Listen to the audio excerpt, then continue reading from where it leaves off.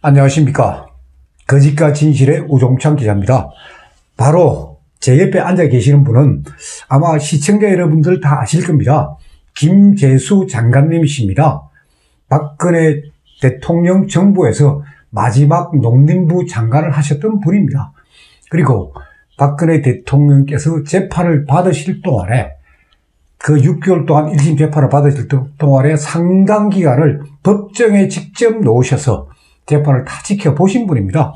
그리고 또 김재수 장관님께서는 제가 쓴 이 대통령을 묻어버린 그제의 산, 이 책을 다 읽어보시고, 그리고 나름대로 이 책에 대한 본인께서 느낌이랄까, 그리고 또 어떤 약간의 부족한 부분이랄까, 그런 것들을 오늘 저한테 묻기 위해 가지고, 미아리까 제가 모셨습니다. 장관님, 죄송합니다. 예.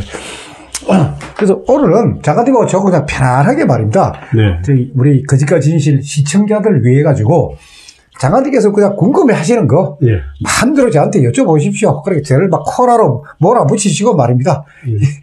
그래서 장관님께서 읽어보시니까 뭐 재밌습니까, 책?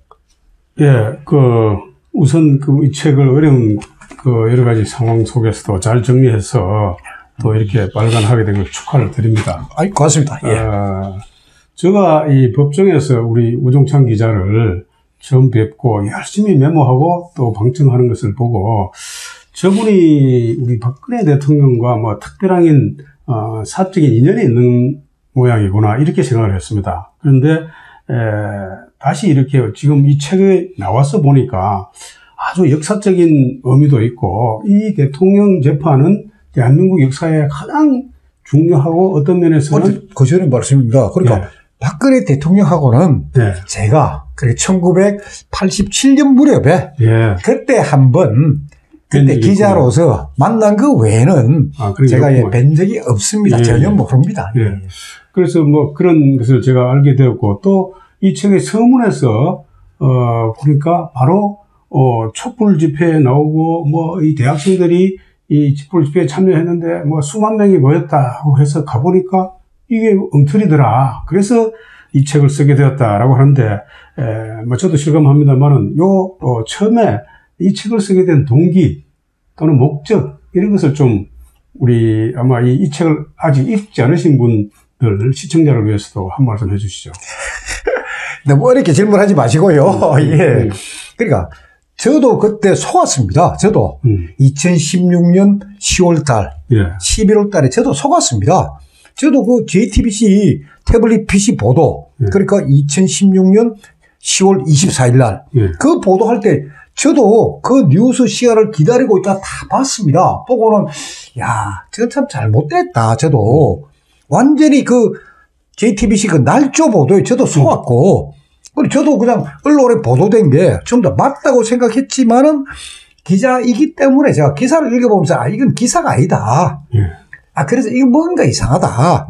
그래서 제가 이제 현장도 쫓아다니고 그러다가 결국은 이제 재판이 열리니까 그러니까 대통령보다도 훨씬 전에 최서원 피고인 그리고 안종범, 정호성 피고인 재판이 열리니까 재판이 열리면은 기록이 전부 다 공개가 됩니다. 법정에서. 우리나라 공개 재판이니까요.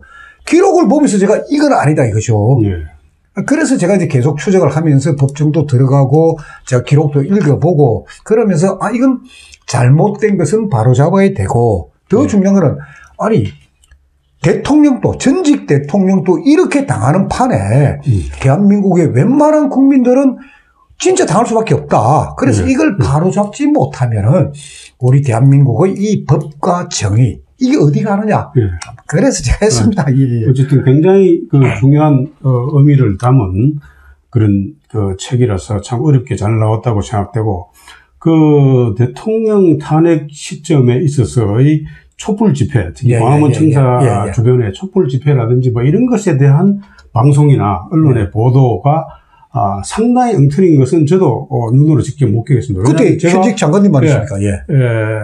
광화문 정부 청사에서 고청에서 그 회의를 하면서 이렇게 내다보면 그 참석한 숫자가 다 보이거든요. 예. 그런데 아마 1차 집회가 시작된 게 아마 10월 29일인가 뭐 예, 그렇고 2016년. 이제 3차 집회 때가 아마 제일 많이 왔다고 생각돼요. 아마 지금 뭐 언론에서 뭐 100만이 왔다.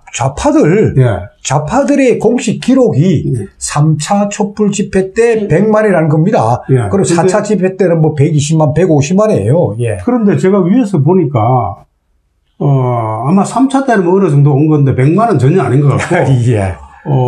굉장히 많이 뻥튀기가 됐구나 생각이 들고 또 그 이후에 집회는 위에서 보면은 이렇게 외곽에만 조금 있고 중간에는 텅 비었어요. 사람이 없어. 그리고 또 뭐 연예인도 와가지고 뭐 행사하는 것도 있고 하는데 계속 방송 보도는 100만이 왔다고 계속 하면서 한 10배는 뻥튀기를 하는 것을 제가 직접 눈으로 목격했고 태극기 집회가 참석해서 많이 오는 거는 보면 한 10분의 1로 줄이는 것 같아요.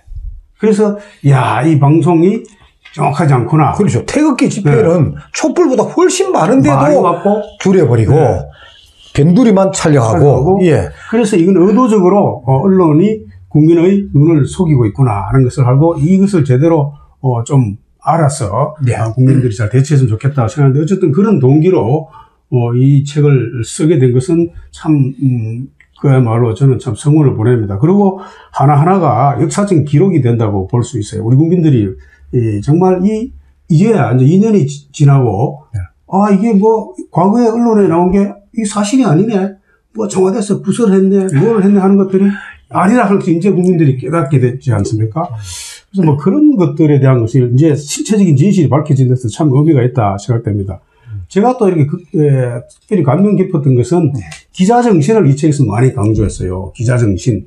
뭐냐면은 직접 이 책에 뭐 7페이지도 나오고 뭐 136페이지도 나오고 하는데 뭐냐면은 독자나 시청자부터 외면은 당할 때 1차적으로 언론사가 타격을 받지만 기자 개인도 불행해진다. 참 가슴에 와닿았어요. 지금 어떤 형태로든지 간에 왜곡 보도하는 기자들이 가슴에 잘 명심을 해야 될 거고 기자가 기본적으로 갖춰야 될 두 가지 요건이 있다. 진실을 향한 호기심이 있어야 되고 또 사실 확인을 해야 된다. 성실하게. 그 점은 제가 참 많이 이렇게 감동이 와닿았습니다. 지금 많은 국민들이 이 공영방송부터 시작해서 잘 보지 않잖아요. 시청률도 아주 떨어지고 특히 뉴스가 뭐 몇 프로, 2%, 3%밖에 시청률이 안 나오는 것은 정말 기가 막힐 노릇이죠. 그래서 저 같은 경우는 대학을 졸업하고 그래서 대학단에 2학년 때 군대를 갔다 왔고 군대 제대한 이후에 마지막 2학년을 마치고 이제 처음으로 조선일보 기자 생활을 했습니다. 저는 사건 기자만 주로 했습니다. 사건 기자 현장을 쫓아다니는 그러니까 정치부나 경제부 그쪽 기자를 한 게 아니고 그리고 사건을 쫓아다니다 보니까 이게 사실이구나. 그리고 그걸 하나하나 추적을 해보면은 다 드러나거든요. 우리 우 기자가 사건 기자 하면서 이른바 뭐 특종이라 하나요? 그런 거 한 거 있으면 한두 가지만 무슨 제목만 좀 말씀해 주세요. 그러니까 제 책에도 좀 써놨지만은 제가 뭐 특종 몇 개 했는데 써놨지만은 일단 1979년 12.12 사태, 12.12 사태 때 그때 군부의 긴박한 움직임이 녹음이 된 녹음 테이프가 있습니다. 그래요? 예, 그때 3군 사령관 이건영 장군이 소위 구사단에 전화를 걸어가지고 절대 병력 움직이지 마라. 그러니까 구사단에서도 안 움직입니다 하는 생생한 목소리. 그리고도 움직였거든요.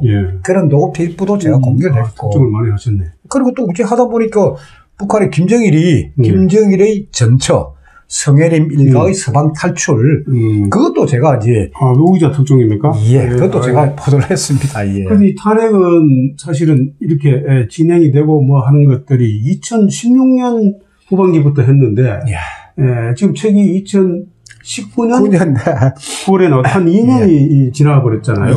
그런데 그동안에 뭐 다른 일도 많이 하셨을 텐데.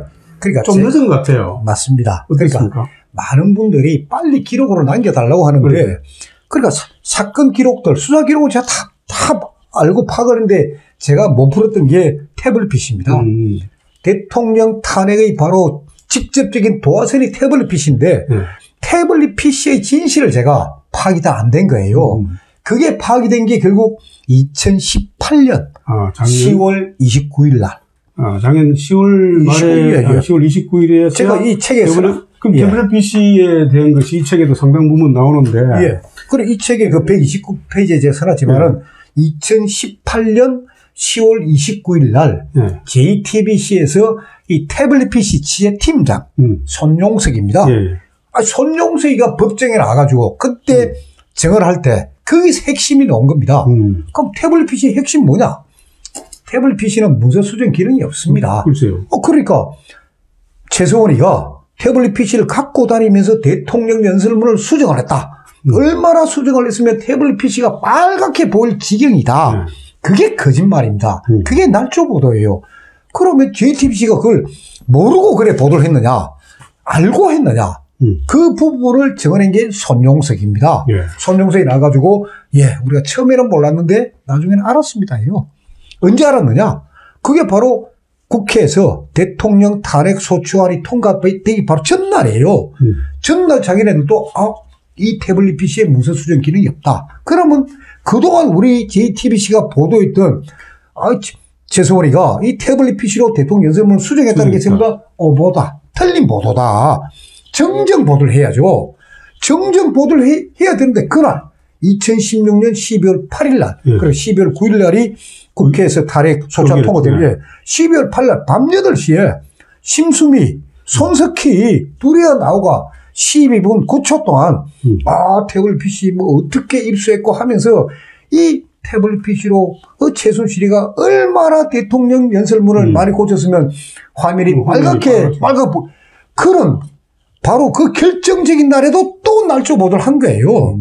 그러니까 그거를 작년 10월 29일 날 손용석이가 법정에서 그러니까 JTBC도 이거를 이야기 안 하려고 하다가 결국 이게 나온 거예요. 그래서 저도 이제 태블릿 PC의 진실을 알았기 때문에 이제는 책을 쓸 수 있다. 그래서 쓰게 된 겁니다. 그래서 이 여러 가지 보면은 이 책의 그 시작이 고영태, 이진동, TV 조선 기자부터 여러 김의겸 여러 사람들이 나와서 김의겸 한겨레 신문 기자, 전 청와대 대변인, 문제 정권의 청와대 대변인. 그 사람들이 한강변에 주차장에 모여서 모의를 하고 또 누구를 만나고 어떤 이야기를 하고 하는 내용들이 전부 있고 중간중 가면은 태블릿 PC의 진실 또 그 과정에 한 내용들이 상당히 많이 담겨져 있고 그다음에 재판에 관한 내용들이 이제 이렇게 쭉 나오는데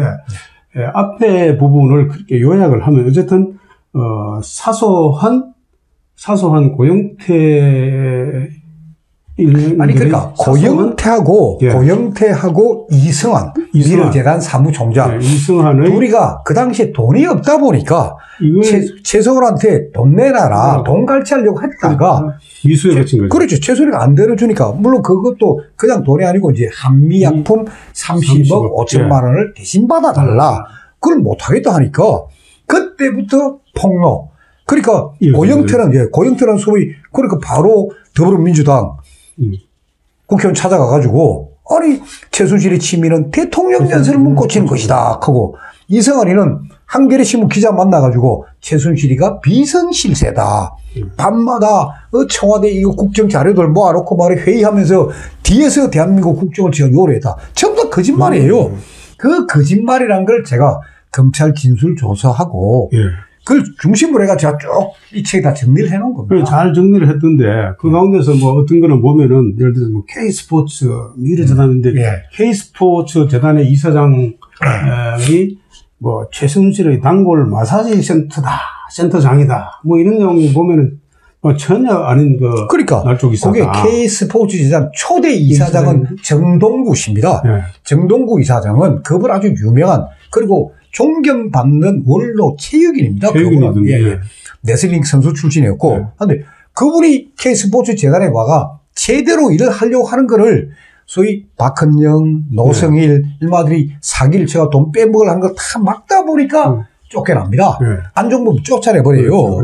그래 하는데 두 번째 이사장, 그러다 보니까 이사장이 상당결이 공석이 됩니다. 그래서 두 번째 이사장이 이제 정동춘 씨가 2대 이사장으로 오는데 그분은 서울대 박사예요. 그리고 CRC 운동기능회복센터 그 일을 해온 사람인데 또 그 정동춘 씨의 이력 그분이 학교가 어떻고 어떤 활동을 했고 하는 걸 한겨레 기자들이 다 잘 갖고 있어요. 근데 그걸 갖고 있으면서도 마사지 센터장, 단골 마사지 센터장으로. 그러니까 한겨레 신문 기자들이 잘못된 거고 그 기사를 바로 잡아야 됩니다. 그러니까 제가 앞으로 할게. 자, JTBC 대국민 사과하게끔 하고 한겨레 신문 일면에 너가 허위 보도한 거, 이성한 인터뷰 엉터리라는 거, 그리고 정동춘 이사장 이력을 다 알면서도 엉터리 보도한 거, 그거 바로 잡아라. 그거 안 하면 바로 제가 형사 고소한다. 형사 고발하겠다. 예. 지금도 제가 뭐 기억이 하는데 최순실 씨가 거의 매일 청와대에서 대통령께 보고되는 자료를 건네봐서 검토했다. 이런 것이 뭐 공공연하게 나와 있었는데, 그건 정말. 그렇죠. 그것도 정호성 비서관이 판마다 30cm 두께의 그거 30cm라고 서류를 들고 갖다 줬던데, 정호성 비서관은 거의 식사를, 그러니까 점심, 저녁을 거의 청와대에서 다 먹고 청와대 안에서 나오지 않은 그런 비서관이에요. 글쎄요. 그래서 어쨌든 뭐 이 초기에 언론의 어떤 광란, 사실 확인을 하지 않은 허위, 심지어 또 날조 보도, 이런 것들이 대통령을 탄핵으로 몰고 가는 신발이 되었다는 것이 이 전반부의 여러 가지 이야기들입니다. 근데 이제 저도 뭐 이 재판 과정뿐만 아니라 그 당시 언론 여러 가지 보도를 보면서 굉장히 의심되는 부분이 많은데, 특히 그 태블릿 PC에 관한 것은 뭐 아까 말씀을 하셨지만은, 이것은 고영태가 재판에 나와까지 최순실은 태블릿 PC를 사용하지 않았다라고 증언을 했고, 또 최순실이 태블릿 PC를 보는 것을 한 번도 본 적이 없다라고 했었는데, 본 적이 없다. 우리 국민들은 최순실 태블릿 PC를 해서 대통령 연설문도 다 제가 고쳤다. 드레스된 연설문도 다 먹었고, 뭐 여러 가지. 근데 이 검찰에서 예를 들어서 어떤 포렌식을 했을 텐데 최순실이 그 자료를 다운로드 받았는지 를 확인을 했을 거 아닙니까? 근데 그것도 없다. 그러니까 검찰이 그게 결정적인 증거가 있으면 그걸 이야기를 하면 되는데, 검찰이 한 이야기 뭡니까? 뭐 독일 쓰레기통에서 이거 주워온 것 같다. 그리고 여기 뭐 사진이 있다. 최소한의 사진, 셀카 사진이 있다. 뭐 독일 로밍콜이 있다. 영사콜이 있다. 이런 걸 다 이야기했는데 이게 전부 다 사실이 아닌 것으로 국립과학수사연구원에서 과학적인 근거에 의해서 드러났고, 그걸 제가 책에 다 써놓은 거예요. 그런데 저도 이제 이 책에 그런 여러 가지 등장인물이라 할까, 하여튼 초기에 탄핵의 이 단초화되는 여러 가지 개인적인 이해관계로 최순실과 엮인 이런 것들을 많이 보면서, 이것보다는 오히려 대통령을 탄핵하겠다는 것이 언론 보도를 그 언론 보도 또 흠고, 가짜가 많은데 그걸 근거로 대통령 탄핵했다. 특히 저는 조사를 하지 않고 대통령을 6일 만에 탄핵을 국회가 한 거예요. 12월 3일 날 탄핵 소추안을 발의해서 12월 9일 날 탄핵 의결을 해버렸습니다. 6일이야, 6일. 그 결정적인 동기, 그런 부여를 해준 게 JTBC입니다. 태블릿 PC. 그래서 저도 이 부분은, 우리가 이렇게 법치주의가 취약한 나라구나. 조사도 안 해보고 6일 만에 우해서 하면은 다음 대통령, 문재인 대통령 다음에 이제 뭐 어떻게 될지 모릅니다. 막 가짜 뉴스가 막 나오면 그걸 근거로 다수당이 탄핵을 하면은 나라가 어떻게 되겠는가. 그래서 제가 다른 나라 사례, 우리 일반적으로 알고 있는 미국의 사례를 이렇게 검토해 보니까, 예를 들어서 닉슨 대통령 이야기를 많이 하지 않습니까? 워터게이트 사건으로 전환되는데, 조사를 하는데 1년 6개월이 걸렸어요. 조사. 하원, 상원 조사하는데 1년 6개월 걸렸는데, 우리는 6일 만에 탄핵을 결정해버렸다, 이거지. 그리고 헌법재판소가 또 탄핵 심판한 게, 그게 87일이에요. 총 기간이 충분한데도 불구하고 3월 뭐 언제까지 해라. 이렇게 하는 것이, 우리나라가 이런 법치주의가 취약한 나라인 것에 대해서 저는 근본적으로 이것은 문제다. 앞으로 우리 후손을 위해서, 또 대한민국의 안정적인 법치국가의 확립을 위해서 반드시 탄탄한 법치 기반을 갖춰야 된다는 데 대해서 저는 아주 확고한. 그래서 제가 이 책을 통해가지고. 이 책에서 그런 점이 잘못됐다는 것을 지적한 것은 참 아주 저도 감명이 많이 깊었어요. 그러니까 탄핵 부분은 저보다도 최명성 변호사가 탄핵에 관련된 선책. 탄핵이라는 책자가 있어요. 저도 그걸 곰곰이 많이 읽어봤는데. 그 탄핵 부분에 대해서 아주 잘했습니다. 요약 잘했습니다. 저는 수사와 재판 쪽이고. 그렇구나. 그래서 국회가 탄핵하는 정치적인 행위는 할 수 있지만은 그 정치적인 행위가 정당한 절차, 법적 과정을 거쳐야 되고, 또 국회에서 헌법재판소에 이렇게 뭐 탄핵을 요청을 하더라도 헌법재판소도 여러 가지 법적인 장치, 과정, 절차를 거쳐서 해야 되는데 굉장히 많은 분야에서 미비점이 나타난다. 그러니까 헌법재판소 주심이 강일원 재판관입니다. 그러니까 이미 알려졌지만 강일원 재판관이 소위 그 당시 새누리당 국회의원 불러가지고 헌법재판소에서 우리가 8대 0으로 대통령 탄핵 당할래 아니면 스스로 물러날래 그렇게 협박까지 하지 않았습니까? 그런 부분들은 제가 이건 상권에서 계속 씁니다. 그리고 헌법재판관이 제대로 사실 파악도 안 하고 그래서 지금 헌법재판관을 상대로 제가 민사소송도 걸어놨고 지금 그 소송도 지금 진행 중입니다. 지금 펜딩 현재 대기 중인데 말입니다. 그런 걸 통해서 앞으로 다 밝혀야 됩니다. 그래서 그것도 저도 그걸 보고 그때 우리 우 기자께서 헌법재판소 판결에 대해서 이 판결 결정이 부당하다 해서 이것을 허위 공문서 작성이라고 해서 허위 공문서 작성. 했고 두 번째는 손해배상 청구 소송 했더라고요. 그거 지금 어떻게 진행 중입니까? 그거는 이 책에 제가 써놨지만은 그 사건 번호까지 써놨습니다. 이 책이 사건 번호가 다 나오는데 지금 현재 서울지방법원 민사재판부에서 지금 현재 계류 중입니다. 계류 중인데 대법원의 확정 판결이 나오고 난 뒤에 재판을 하자. 그래서 지금 재판이 현재 펜딩입니다. 지금 대기 중에 있습니다. 일부 현재 밴드라든지 이런 데 돌아다니는 이 뉴스에 보면은 헌법재판관 8명들이 후회를 한다는 이런 내용도 있고 글도 이렇게 나오기도 하고 이런 점도 있어요. 근데 어떤 헌법재판관은 단심이니까 그 결정한 걸 대해서 다시 번복할 수는 없잖아요. 근데 일반적으로 그 당시에 9명이 다 재판을 해야 되는데 1명이 없다. 근데 8명 재판하는 것에 대해서는 그 당시 법적으로 문제가 있다 없다는 논란이 있었지만 법적으로는 문제가 없는데 없다는 것이 그 다수 이야기 아닙니까? 근데 8대 0이라 하는 것이 아마 어떻게 생각하세요? 아마 우리 대한민국 헌법이나 대한민국 법치 이 사상에 2016, 17, 18년에 걸친 헌법재판소의 결정에 대한 8대 0에 대해서는 우리 역사가 두고두고 남을 거란 말이에요. 그 부분에 대해서도 조만간 증언이 나옵니다. 제가 지금 헌법재판관 다 그만두셨기 때문에 제가 그분들을 지혜를 하고 있는데 왜 8대 0이 되었고 그때 헌법재판소 분위기가 어땠고 소위 박근혜 대통령 탄핵 판결문을 얼마나 이게 법리적이 아니고 진짜 누가 썼는지까지 그 부분은 제가 지금 계속 지혜하고 있습니다. 그래서 오늘 지금 할 이야기가 많으니까 일단 오늘 장관대박 일부 요 정도만 하고 그리고 다시 이어서 말입니다. 다시 2부 하는 걸로 그래서 해야지 이 유튜브는 한 20분 하면 안 되죠. 20분 넘으면 안 봅니다. 저도 긴 거는 좀 보기가 좀 그렇다고요. 드린 말씀이 많고 질문도 많은데. 그러니까 일단은 시청자 여러분께 인사하고 그리고 다시 또 하는 걸로 그래 하십니다. 그래 합시다. 조금 더 다시 하겠습니다. 감사합니다.